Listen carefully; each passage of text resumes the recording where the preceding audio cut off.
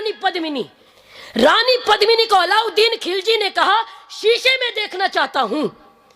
आप विचार करो, मेरे देश की बेटी थी वो। उसने कहा आप सामने से मत दिखाओ, क्योंकि वो जानता था भारतीय तलवारों की ताकत। उसने कहा इतनी सुंदर है, इतनी सुंदर है, आप केवल शीशे में दिखा दो। लेकिन स्वाभिमान मेरे देश की बेटियों का देखिए, 16,000 रानियां, एक नहीं, दो नहीं, तीन नहीं, चार नहीं। और कई लोग फेसबुक और इंस्टा पे जबान चलाते हुए कहते हैं तलवार लेकर के निकली होती। मैं कहती हूं इजराइल और हमास के युद्ध में उन्होंने बेटियों की क्या हालत की है, उस चित्र को देखिए। तब मुझे समझ में आता है क्यों कहा होगा लोगों ने कि मरने के बाद भी मेरे शरीर को न छू पाए।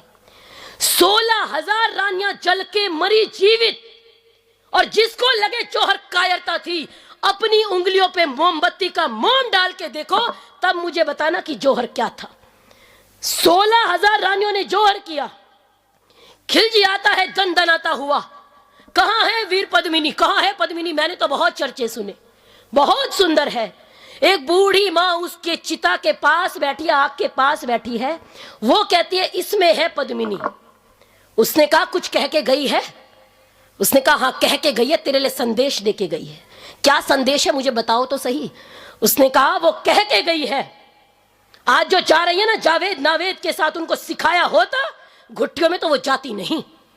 उसने कहा किसी भी सूरत में पापी तू इस शरीर को पा नहीं सकता, किसी भी सूरत में पापी तू इस शरीर को पा नहीं सकता। और ये भोजन शेर का है, कुत्ता इसे खा नहीं सकता। ये भोजन शेर का है, कुत्ता इसे खा नहीं सकता।